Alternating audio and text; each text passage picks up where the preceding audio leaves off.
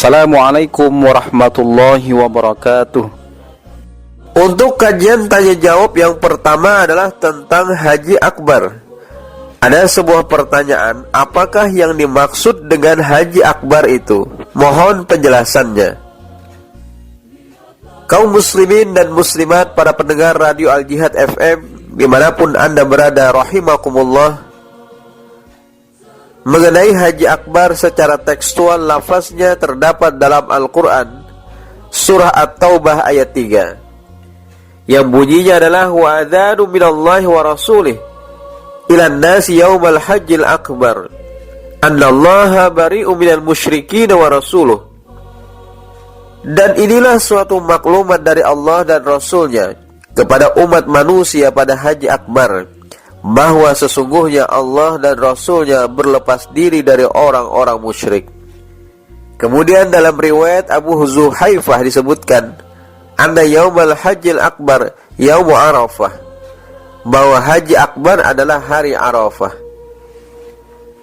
Dengan menelusuri sejarah, dapat diketahui bahwa Haji Akbar itu ialah hari wukufnya Rasulullah SAW di Arafah pada hari Jumat tanggal 9 Zulhijjah tahun ke-10 Hijriah, bertepatan dengan 6 Maret 623 Masehi.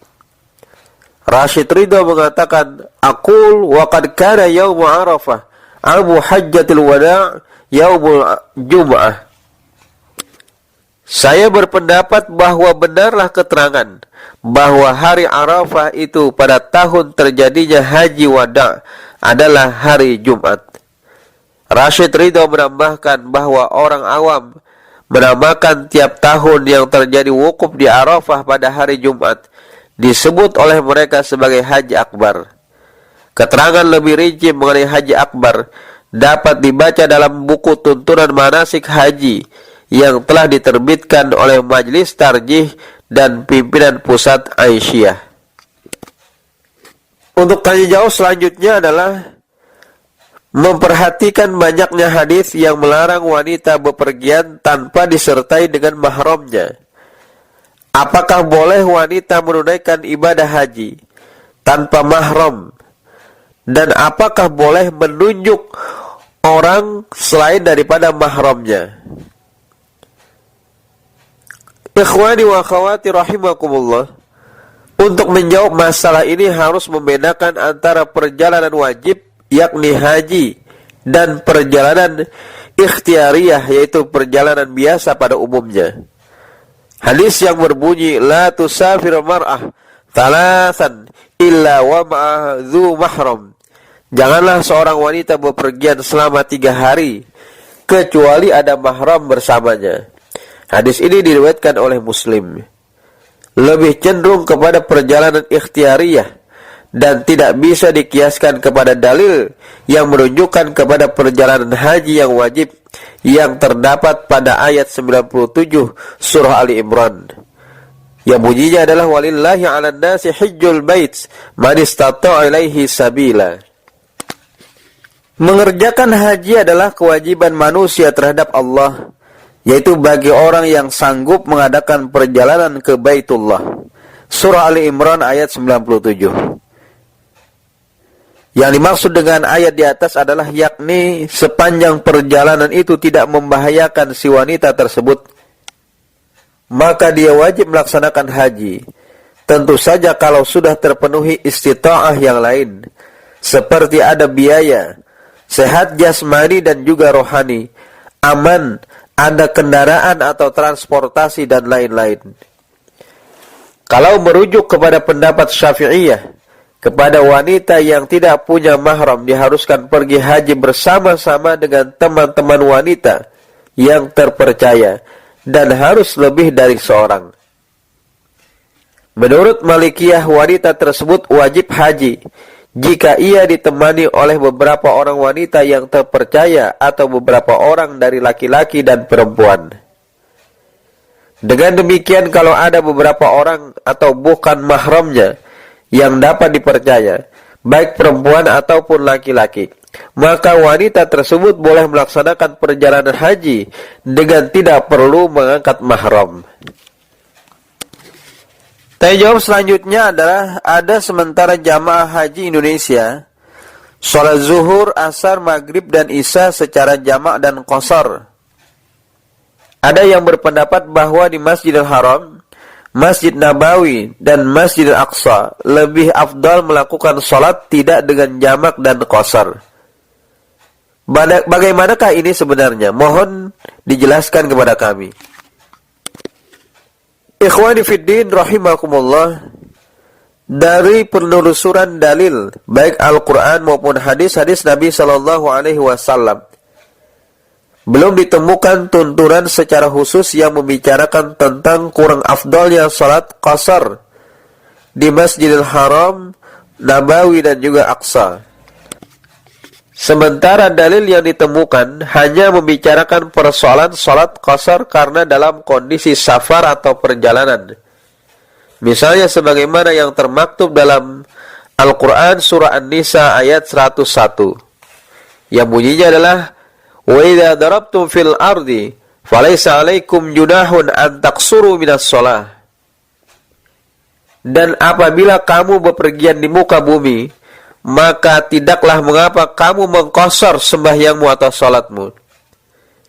Demikian pula hadis Nabi SAW, riwayat Ibnu Umar, dia berkata, sahibtun Nabi SAW wa kana la yazidu fis safar ala raq'ataini wa Abu Bakrin wa Umar wa Utsman kadzalika.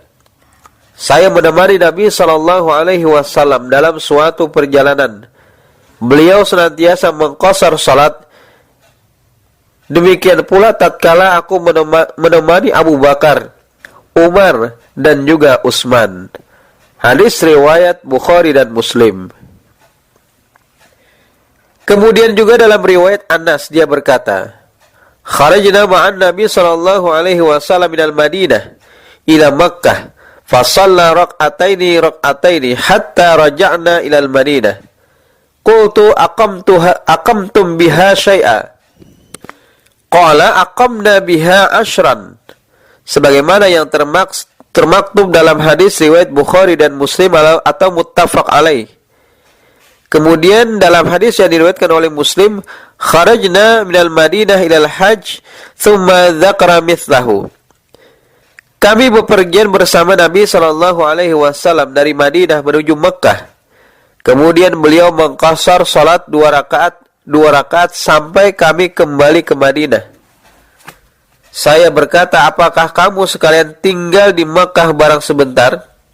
Ia menjawab, kita tinggal di Mekah selama 10 hari. Hal ini sebagaimana yang termaktub dalam hadis riwayat Bukhari dan Muslim. Sedangkan dalam riwayat Muslim berbunyi, kami bepergian dari Madinah menuju Mekah untuk melaksanakan haji. Dan seterusnya sama dengan hadis dari Anas tersebut.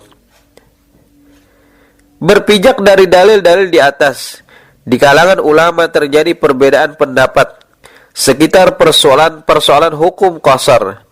Salat apakah dikategorikan sebagai rukhsah ataukah wajib atau azimah? Jika termasuk rukhsah, maka penyempurnaan salat yang 4 rakaat adalah lebih utama. Jika dikategorikan sebagai azimah, maka mengqasar salat adalah wajib. Adapun mengenai jamak dan qasar di tengah pelaksanaan haji, jika mengacu kepada tuntunan Nabi SAW, maka salat jamak dan qasar hanya dilakukan ketika wukuf di Arafah saja dan ketika berada di Muzdalifah. Jawab selanjutnya adalah ada sementara pendapat bahwa umroh sunnah itu dapat dilaksanakan sepanjang tahun terkecuali hari Arafah, Nahar, dan Tasyrik. Selain itu ada pula yang berpendapat jika seseorang menunaikan ibadah haji selesai wukuf dan tahalul awal dan tsani masih berada di Mekah, tidak perlu lagi umrah sunnah sampai ia kembali ke negerinya. Mohon penjelasannya. Kaum muslimin dan muslimat, para pendengar radio Al-Jihad FM rahimakumullah. Umrah sunnah pada dasarnya dapat dilaksanakan pada semua bulan dalam 1 tahun. Hal ini bisa dilihat dari hadis yang diriwayatkan oleh Ali bin Abi Thalib, fi kulli syahrin umrah. Umrah bisa dilaksanakan setiap bulan.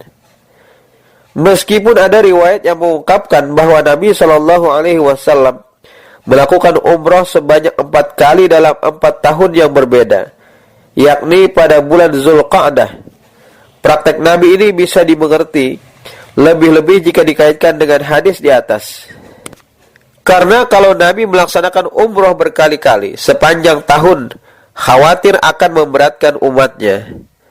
Masalah umrah sunnah yang dilakukan berkali-kali dipahami sebagai perkara mandub. Oleh karena itu pelaksanaannya tidak terbatas hanya yang pernah dilakukan oleh Nabi. Meskipun demikian, apabila umrah sunnah dilaksanakan di tengah pelaksanaan haji, muncul berbagai pendapat tanggapan di kalangan para ulama yang bertitik tolak dari tidak adanya dalil yang membicarakan tentang secara khusus persoalan-persoalan tersebut. Hal ini dapat dimengerti karena haji adalah ibadah yang sudah diketahui umum cara-cara pelaksanaannya. Sehingga kalau ada amalan-amalan lain yang mengiringi pelaksanaan haji, pastilah ada riwayat yang mengacu kepada amalan selingan itu. Dari penelusuran pendapat-pendapat ulama dapat dikategorikan kepada beberapa poin pandangan. Pertama adalah ada ulama yang mengatakan perbuatan itu sebagai bid'ah haji. Kedua adalah ada yang membatasi pada hari Arafah, nahar, dan tasyrik. Seseorang tidak diperbolehkan melakukan umrah sunnah. Ketiga, ada juga pendapat di samping berangkat dari tidak adanya dalil, ada yang melihat dari sisi pertimbangan fisik, yakni dalam rangka menjaga stamina tubuh agar tetap sehat dan kuat, juga menjaga kemungkinan lain seperti kecelakaan, kemacetan, tersesat, dan lain sebagainya. Maka tidak perlu melakukan umroh selingan, karena fisik harus dalam kondisi baik untuk melaksanakan wukuf di padang Arafah, dan seterusnya sampai menyelesaikan seluruh rangkaian ibadah haji. Ada kalanya di dalam mengejar amalan-amalan sunnah, atau bahkan tidak sunnah sekalipun, jamaah ada yang tidak mempertimbangkan waktu dan juga kesehatan, sehingga pada saat melaksanakan ibadah yang lebih utama, justru ia sakit karena terlalu capek. Sedangkan pendapat yang keempat adalah umrah yang dilaksanakan setelah seluruh rangkaian ibadah haji selesai. Ada yang menghukumi boleh. Hal ini bisa jadi beralasan kepada hadis fi kulli syahrin umrah. Ada pula yang mengatakan tidak perlu umrah setelah haji, lagi-lagi beralasan kepada tidak adanya dalil. Dari berbagai pandangan di atas, maka majlis tarjih menyimpulkan bahwa umrah sunnah yang dilaksanakan pada waktu haji adalah perbuatan yang tidak dianjurkan. Alasannya adalah, pertama, tidak ada dalil yang mengatakan secara khusus perbuatan itu. Kedua adalah pertimbangan fisik untuk menghadapi amalan-amalan yang lebih utama, yakni wukuf di padang Arafah, serta rangkaian-rangkaian ibadah lain hingga dapat sempurna seluruh amalan haji. Itulah yang utama.